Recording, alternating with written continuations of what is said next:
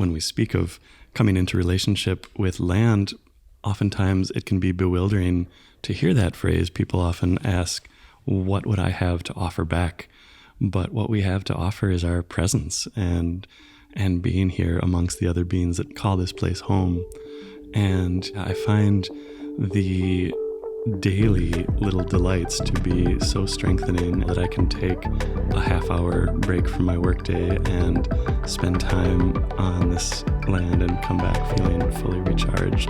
That is a real treasure.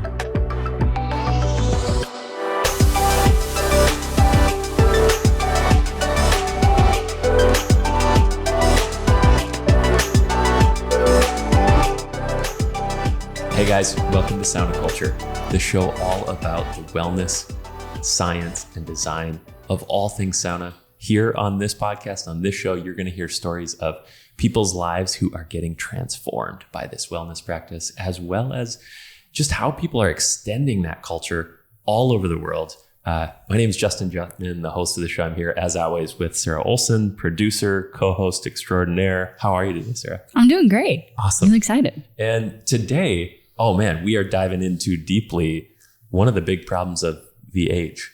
How we relate to nature, how we relate to the natural world. Like, at least my life tends to be fairly distracted. Yeah. I'm going to be honest, I spend a lot of time on my phone. Right. Yeah. And we know some folks, you're going to meet some folks on this who they have a lot of thoughts on how we should write that relationship with nature. You're going to meet Leigha and Travis. Oh my goodness. Sarah, just quick reaction on how this went, this episode? I cried 5 times and who's counting, you know? Who's counting? Who's counting? There's some emotional moments in this one. It's super great. So Leigha and Travis unpack owning and launching an Airbnb in the middle of the woods, launching a forest bathing retreat center. If you don't know what forest bathing is, you'll hear about it. You're going to learn about it really soon. All about it. And then also launching a wood-fired sauna experience to dovetail right into that. I mean, it's... Yeah, and dance parties. And dance parties in the woods. You're going to hear more about that. So here's our conversation with Leigha Horton and Travis Norman of Silvae Spiritus Nature Retreat. Here we go. You're going to enjoy it. Enjoy it.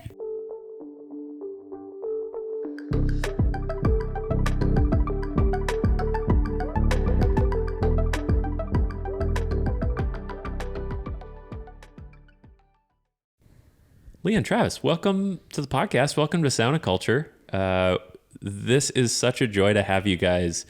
And today I want to sort of unpack where we are with people. I want to geek out about plants with you because you guys are forest bathing certified guides. And I want people to meet you and sort of hear what's going on. And of course, we also have sauna related things to talk about. So first off, thanks for having me. Thanks for letting me be here. What a joy to be on the property, be on the land that you guys steward so well. We are thrilled to welcome you. Yeah, it's such a pleasure to have you here. It's been so fun. And today, kind of a big day, we put in foundations for the sauna that's going up here. How's that feel now that you're sort of seeing it come to life? The ground is ready to receive the sauna that shall be here soon. Do you want me to get really hippy-dippy on you? Yeah, let's do it. Okay. Well, first off, I loved it. And also, I was making jokes about feet all the time. But what I loved about it the most was watching these structures being placed on the land and these rods that were being driven deep into the land to hold everything in place. And I'm thinking, here we are placing these roots here. And this is sort of our way of tapping into that mycelial network that is this place, right? All of those itty bitty white fibers that connect all of the trees and all of the plants and are now going to connect us with the sauna and being a part of this larger community. Oh, love that. If you don't know what mycelial networks are, we should probably unpack that later in the episode. But the brief thumbnail is what? Basically, these fungal networks that some scientists refer to as the wood wide web. Ooh. I like that. So all the trees are connected. All the organisms are sort of connected and feeding with each other. Like there's this cool, like they're even like sort of talking to each other, right? Yeah. It's like telephone wires, basically, or internet cables that are allowing trees to communicate with each other, even if they're not in the same family. Right? Like birch supporting Douglas firs and being like, oh, hey, you're hungry. Here, we're going to send some resources your way. So not only conversations, but support, communication, and protection. Like, hey, I'm under attack. Everybody up your defenses from ash borer. That's amazing. And of course, first 3 minutes of the episode with the forest bathing team, we're talking about mycelial networks, and so good. We sort of dove right in. You guys, we are here in the Northwoods at this amazing forest bathing retreat center. You guys have a lot going on. You sort of started as city kids, and now you, like these plants, are putting roots deep into the ground. Tell us a little bit about what this place is becoming. And your vision for it. I don't know, Trav, maybe start us off with sort of how you got here. Certainly. Just to bring it back to those mycelial networks, they've really upended our understanding of the natural world as one which was formerly based entirely on competition, where we're all discrete units competing for the same resources. And we've come now to realize that there is cooperation happening as well. And so that's really a large part of the way we view ourselves here, is that we are looking to open our doors to people so that they can come here and rejuvenate and be strengthened as they return to their lives and meet the challenges they may be facing. What would you add to that, Leigha, about your guys' story? That we were city kids, born and bred. And here I am talking about us as kids, and we're in our 40s, but ever the youthful spirits, we decided that we wanted to flip-flop our lives. And instead of living in the city and retreating to nature, we wanted to live in the natural spaces and vacation in the city and take in the arts and take in all the super exciting things that the city has to offer. But then not only to do that for ourselves, but to open it up for the general public to be able to join us here and explore and feel held and feel seen in this place. Yeah. And I, you sort of feel the land and place when you arrive at places. And I've been here a number of times now, and there is this feeling when you get here. There's this, whether it's you guys walking us through the trails, whether it's the envisioning of the sauna being here, whether it's the Airbnb that you have sort of on the property. People can come for a few hours, or they can come for a whole weekend, or you guys have big visions of longer retreats and experiences to sort of ground here. It feels good to be here. It feels good when you get here. And I think some of that's the land, and some of that's, you guys are just great hosts. There's hospitality in the air when you arrive. How going from city kids to being in, maybe some would say, the middle of nowhere. Some would say sort of off the beaten path. It's not crazy far. We're an hour and a half from the Twin Cities, so it's a day trip. But also, how's it been sort of shifting your life into now maybe slower modes? That's good. And also, has there been anything hard about transitioning out here? We have learned a lot. Yeah. Uh-huh. So there's this phrase that we use in forest bathing, which I think applies to a lot of things in life, but it's that edges are where the growth happens.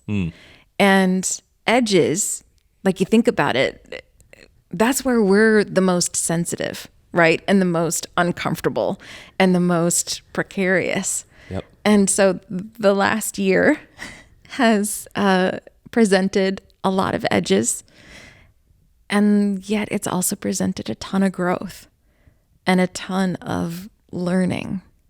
And so, yeah, there have been challenges, figuring out how a septic system works, figuring out how boiler systems work, figuring out how if the power goes out, how we're going to stay warm and not die after 4 days in the middle of winter.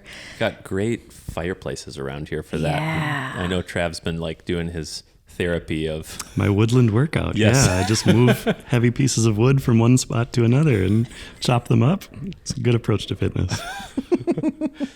But the growth is, I mean, you're talking about the realness for all of our entrepreneurial minds listening. These are the real parts of both business ownership as well as sort of living rurally. I think people can sort of hear that sort of term living off the grid or getting away, and that can feel very romantic, and it is. And yet there are difficult parts. There is work to be done to shape your life differently than quickly running to Trader Joe's, right? I mean, that's Indeed. All of a sudden I'm learning how to make Thai food, and then 3 days later I'm crawling around in the attic repairing burst air conditioner water return lines. Because nobody's coming here to do any of those things. They're not bringing us Thai food, and they're not coming here to fix our air conditioning. Yes, this could be the best Thai food in the county from your kitchen. So why is it worth it for you guys to sort of make all that effort? It's easier in some ways to have all the convenience at your fingertips. You've chosen a life that is intentionally slower and maybe a little more laborious. But every time I talk to you guys, I see a joy in your eyes of this place and a feeling in your voice of like, we are so happy we are here in this season. What is underneath that makes it all worth it? It really does fuel me. It really does support me. I feel embraced by this land, and so lucky to have an opportunity to really develop relationship with it. When we speak of coming into relationship with land, oftentimes it can be bewildering to hear that phrase. People often ask, what would I have to offer back? But what we have to offer is our presence and being here amongst the other beings that call this place home.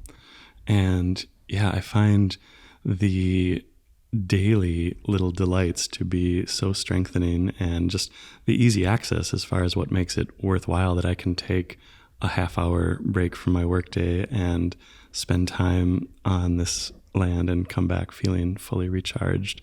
That is a real treasure. Mm-hmm. And I think there's also the relaxation. And that's not even the word I'm looking for. It's the sense of profound peace and presence.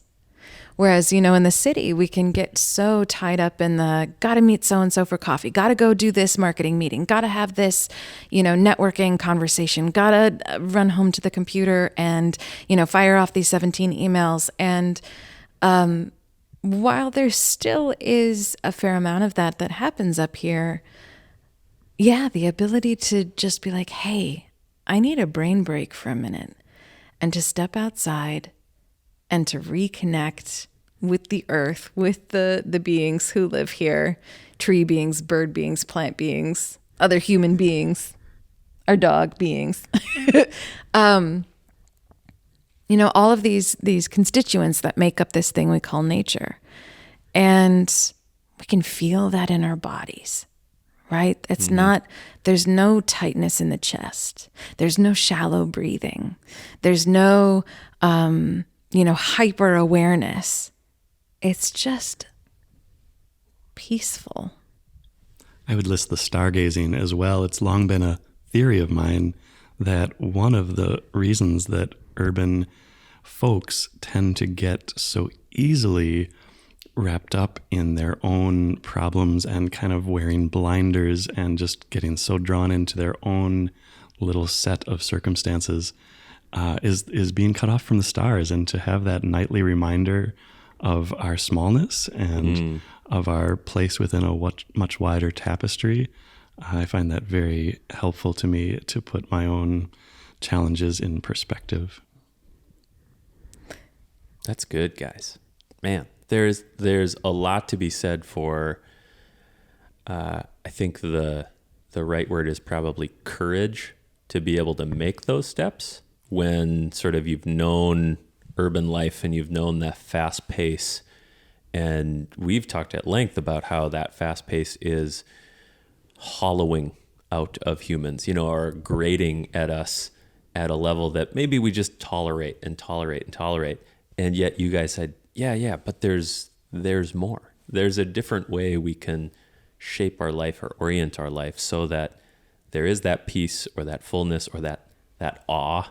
To me, the smallest piece is like the connection. I see it when I think about stars and mountains, like really big objects. It's both being so connected to beauty and also a little bit of fear, like, oh, I'm really small compared to this giant mountain.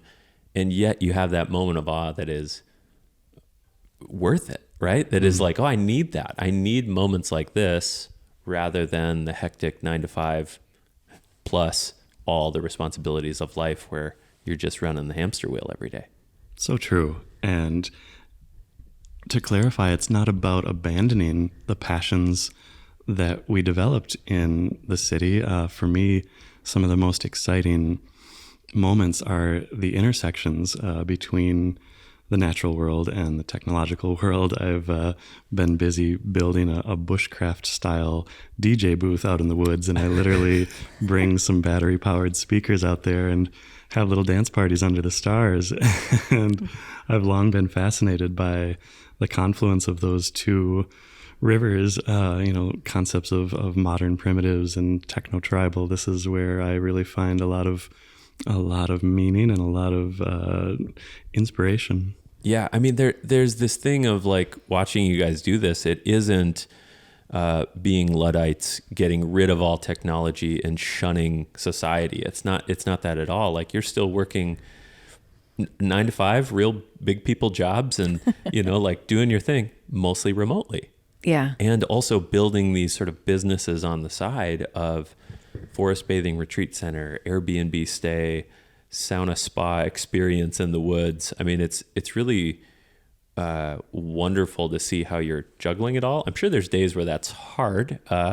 Certainly. But the fact that you haven't sort of given up on the daily is really interesting, because I think it's giving, what I hear in you guys a lot is like there's sort of patience towards this. Like we can grow it organically. We can build it as it goes. We can take the first time I was here, I was seeing the DJ booth in the woods, and I was like, who else besides Travis and Leigha has a DJ booth in the woods? There are going to be some sick dance parties here. That's what I was thinking. There really are. Please come join us for them. Yeah, I mean, and the fact that I've got a recording booth upstairs. And what's funny about that to me is that like the recording booth, I fully acknowledge like that is a privilege and that is a luxury. There are plenty of recording artists who don't have access to those. And yet moving up here, that became a necessity, because I'm not kidding you. The crickets are so loud up here that I couldn't provide a pristine sound environment for recording that I need for the voiceover jobs that I do. And so I had to get this booth because the crickets were making themselves known. Leigha works as a voice actor and is great. You've probably heard her voice numerous places. And I love that we were talking about that earlier, that, as much as we think about stillness and silence of the woods, when you're out there forest bathing, it's anything but silent, right? Yeah. Can we dive in a little bit on, like, for people who don't know, like, what is forest bathing? Let's spend a little time thinking about that, and then we'll talk sauna and more stuff. But this term forest bathing, where does it come from, and how do you guys stumble into it? Yeah, so forest bathing is, the phrase itself was actually coined by a fellow, Dr. Ching Li, who worked for the Ministry of Agriculture, Forestry, and Fisheries in Japan. And in the 1980s, they were suffering from a national health epidemic. And they realized that many of the people who spend their time outdoors, they don't have the same health problems that the rest of the populace has.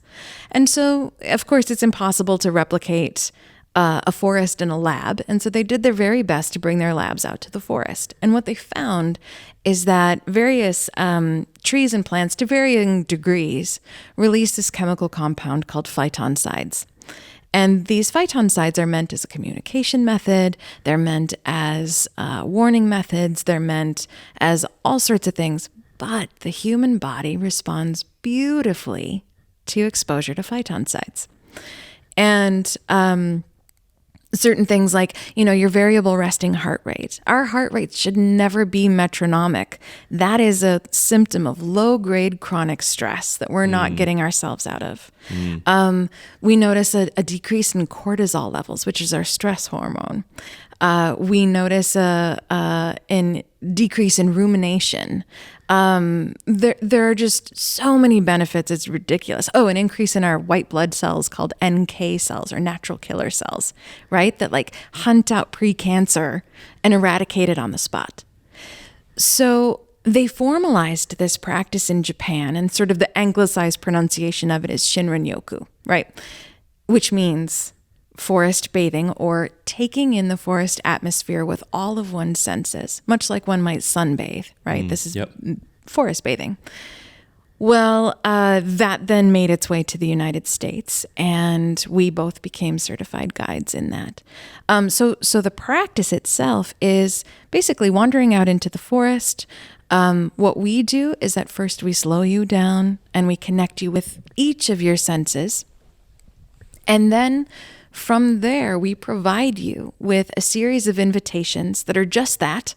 You can take them or leave them, depending on how they serve you at that time. But invitations which are like frames in which to wander out and explore the environment around you and your place within it. Then we gather together again and have, short, pretty surface level sharing moments, and then go out for another invitation, and then come back and share again. And now again, this is stuff that humans have been doing for millennia. It was formalized in Japan, and what was formalized in Japan actually takes on an entirely different form, where it's like they take your vitals before they send you out into the forest, give you a list of things to do. Yeah, like very clinical, very organized, very structured. Yep. Yeah. So here in the United States, it's certainly a lot more free form and a lot more community focused. And that's that. I mean, it's not a fitness hike. It's not a naturalist-led point and name tour. Yep.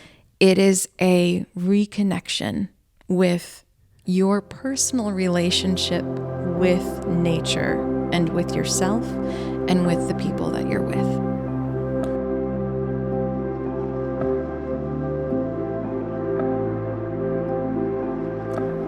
What I'm hearing in you is a description that is much more scientific than I think many people, when they immediately hear forest bathing, it sort of conjures sort of like undocumented, unstudied sort of spiritualism, woo-woo, yoga. And I say those terms with respect for sort of that stint, but I think people can take it much further and then not sort of dive into the health benefits or the studied benefits. I'm just hearing so much more science behind what you're saying. Is this true? There's studies in Japan and Scotland and Finland, Korea, the United States. We were even part of a study at the University of Minnesota where we developed forest bathing for university students, and it was to test it out as a mental health intervention. Travis. Yeah, the physiological and psychological benefits are just so deep, and I feel so fortunate to be living in a time where our cutting edge research is confirming the intuition that so many of us have had, the simple intuition that is simply we feel good to be in nature, and that turns out to be true on a much deeper level than anyone might have suspected. And it was learning about all that research that really drew me into it. Both, we spend a minute detailing some of the physical aspects, but there are so many mental benefits too. So many participants report increased levels of creativity and focus and overall sense of well-being. And really, as guides, if we're doing our job correctly, it's really about us getting out of the way. If there is healing to happen, it's between a participant and the natural world. And I was drawn into this practice by learning about all these benefits, but I can say so much more simply, what keeps me in it is that I've just seen it work time and time and time again. I've seen it deliver the results that it promises. It's not uncommon for people to weep. It's not uncommon for people to mark it as a turning point in their life. It's not uncommon for people to develop bonds with a group of strangers throughout the course of a 2.5-hour event that are profound. And it's amazing just the simple gift we can offer of allowing people to be witnessed and allowing people to remember what is such an inherent part of what it means to be human. It's a birthright that is available to us all. And I think a lot of what we do as guides that is so potent is simply to give permission for that to happen. It's about holding space, which is one of those kind of woo-woo terms, but it's really appropriate in this context because we go out into an area that people may have spent time in before, and yet they've never experienced it this way, and they've never been given the permission to settle in with their own thoughts and to be comfortable with themselves and to rediscover some of the simple joys of sensory immersion. A lot of people, of course, in wellness communities speak of mindfulness, which is certainly a core concept, yet it's also a stress trigger for a lot of people who tend to think, oh, I'm doing it wrong. I can't meditate. I've never been able to do it right. And one approach that we employ in response to that is the notion of bodyfulness, of simply tuning into your senses as a way to enter into the present moment. And it's fail-safe. It will happen easily and without effort, simply by tuning into your senses. I'm struck by how many overlaps there are here between this forest bathing tradition and ritual and movement and the thermic bathing traditions and rituals and movements we're seeing. And I, use sort of thermic bathing broadly because we see people using hot and cold in cultures all over the world to unlock these same things. I know it the best via the Nordic tradition of sauna, but there is Korean Jingjingbaum, there is Native American sweat lodge, Russian banya, the list keeps going on. Turkish hammam. We can keep going for a while. We will on the podcast here in later dates. But I love how you're, a couple overlaps. One is this science is now discovering and backing up what sort of more than lore has taught us, but like wisdom, sort of traditional cultural wisdom has sort of brought forth. And I think about it as soon as like my grandma and grandpa have always said sort of sauna is really healthy for you. Lots of old Finnish families and communities sort of say that. And now we're learning and studying, and the data's bearing that out and proving that. And so it's growing in new areas, just like I'm hearing you talk about forest bathing. And then also that there's this deeply moving transformational experience that is not a panacea. It's not a quick fix. It's not a, guru-led sort of moment, but it is really good for us. And it is tectonic shifts for some people sometimes. We've watched people come into the sauna and the countenance and their face changes and their shoulders change. And we watch them then weep because they like haven't felt that kind of rest in months or years, we've heard people say. And, I think about that as an overlap here to what you guys are trying to do. It's unique that the hospitality of staying in a place and retreating, the forest bathing opportunities, and the sauna all have these, dare we use the word, transformational elements. I mean, is that a hope? Is that a dream?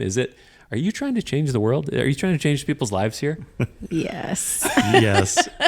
But not in the diabolical way. I mean, the thing is that like, there's that, who was it? Was it Gandhi who had said, if you think one voice can't make a difference, try spending a night in a room with a mosquito. And we can't change the world. The two of us together cannot change the world in perhaps ways that the world would recognize as having originated from us. But what we can do is we can craft spaces that carry people through whatever it is that they need to experience so that they can go out and be their best selves. So that, that being your best self just continues to ripple outward. So that having a personal relationship with nature ripples outward. And so that conservation efforts don't fall on deaf ears, right? I mean, everything we do is based on relationship and based on reconnection, gathering around fire, gathering around a sauna, right? These traditions of humans coming together. And we think we're connected via social media and things like that. But the thing is that we're not sharing space in the same way. Yeah. We're not subconsciously picking up, pheromonal signals to one another about how it is that we're feeling in any given moment. And so the ability to hold this space and to do our best to offer goodness, I guess, for lack of an easier accessible term, to other people is our way of living what we call the new story. Like the old story hasn't worked for humankind, right? We're watching it fall apart all around us. And I'm talking about, capitalism and things that lead to humans struggling with one mean instead of connecting with one the white another. picket fence, suburban household, 1.5 kids, 2 pets, isn't the good life? I mean, it is for someone. It is for someone, but right? not for everybody. But not for everybody. And so considering that there are different ways that humans can move through this world and interact with each other, like we welcome that. Yeah. That's beautiful. Bring it on. And to experience those aspects together, that is one feature of sauna culture that has really inspired me, is the ability to let your guard down together and to enter into a space where you have literally left behind the trappings of your ego, your phone, your jewelry, your clothing, that may form a real crucial part of how you self-identify and how you present yourself to the world. And I know there's a Finnish proverb that all are created equal, but nowhere more so than in the sauna. And that's something we really hope to develop here, is just a chance to kind of reclaim this inherent part of the human experience, which, not to diminish the power of screen-based communication, but I don't think anyone would argue that it loses a lot. And again, it comes back to this notion of us holding space and giving permission to people to let their guard down and to be witnessed. That's a big motivation for me. Yeah. I think that's beautiful. I think we need more spaces like that. In a world where we're sort of more polarized than ever, and we put up our identifiers first and foremost to sort of make sure the idea of being in a space and everybody is equal and everybody's you can't be non-present in the moment when sort of that wave of steam comes through the room. You are present, just like I would assume when you're doing forest bathing together, you are sort of trying to help people be present And so much of our digital world is pulling our attention from where we are in the world and who we're around and the land that we're on. It's just the devices, they're built to take all of our attention all the time. And the pull of that cultural current is so strong, and it's supported by billion-dollar teams of people who work day in and day out to make sure our attention is kept on these distractions. And that's a notion that has been with us since the days of bread and circuses, of keeping people distracted from what really matters. And even if it's just for a short while, where you can step back from that and take a real conscious look at how you're spending your time and decide for yourself what you might want your life to contain more of or less of, and to take steps towards actualizing that. Yeah. You guys, if people are interested in what you're up to, how do they find you? Well, how do they get here? How do they find you? How do they book stuff? Tell the people. Yeah. So our website is silvaespiritus.com. And instead of me spelling it out, I'm actually going to give you another easier way to get to it, is if you go to forestbathingmn.com. It automatically routes to our website. Great. So you'll find us that way. Awesome. So Silvae Spiritus, there is a lot to unpack there. Real quickly, though, there's some fun overlaps. We probably should hit on that. And that's because we think so deeply about sort of the both embodied aspects of this, the scientific, and even these sort of spiritual aspects. Why name it that Latin mouthful of spiritual of Silvae Spiritus? Yeah, so that it's Latin, and it translates to the breathing of the forest. And we wanted to indicate that it's not only the forest itself breathing in and out on its own, irrespective of whether we're there or not, but well, not really. I'm going to take that back. I'm going to say it's entirely reliant on relationship, right? It's indicating that relationship, that everything we breathe out, the forest breathes in, and everything the forest breathes out, we breathe in. We rely upon each other. And so we wanted to hint at that reciprocity. And also spiritus in Latin not only means breath, but means spirit or soul. And that's just such a beautiful concept. And that also ties in with sauna and steam, right? Also being, or considered, many thermic bathing traditions consider that steam to be soul or spirit. When you're throwing water on the rocks, you're adding soul to the room, and when you sauna together, you're living well together. And the Finnish term for that is laulu. In Estonian, it's leil. And in all of these sort of Baltic countries and Nordic countries, there is that sort of root word of breath underneath steam.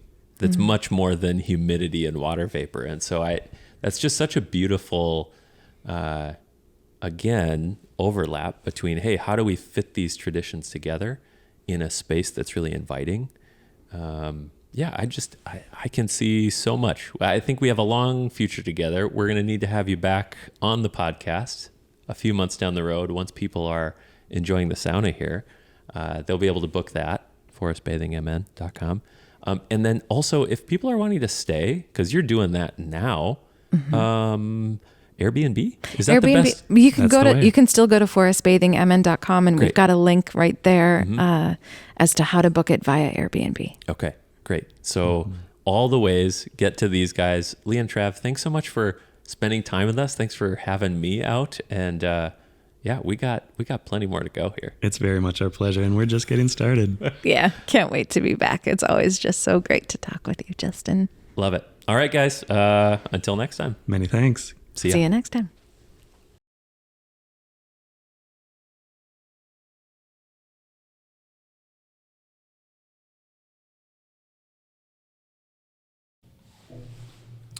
Another episode in the books. Get the tissues out, huh, Sarah? That was a good one. They've been out. On my desk as I'm editing, just wiping away tears. So good. The time. Well, Leigha and Travis did such a good job of both the the geekiness of forest bathing. And what was your favorite new word you learned? Mycelial networks. Mycelial networks. What is it? The Wood Wide Web? The Wood Wide Web. So good. So good, you guys. Thanks for going deep with us there. And then also just the practicalities of helping people rest and recover and recuperate. Pro naps at retreat centers and from us. If you guys want to join Leigha and Travis, oh my goodness, go find them, forestbathingmn.com or Silvae Spiritus. You can also find them on Airbnb, on their website, on Instagram, and you can find them through all our channels. We'll put a bunch of links in the show notes so you can get to them. We'll get you over to those guys. It's going to be great. We'll meet you there. We'll meet you there. Sarah's going to be booking all the weekends.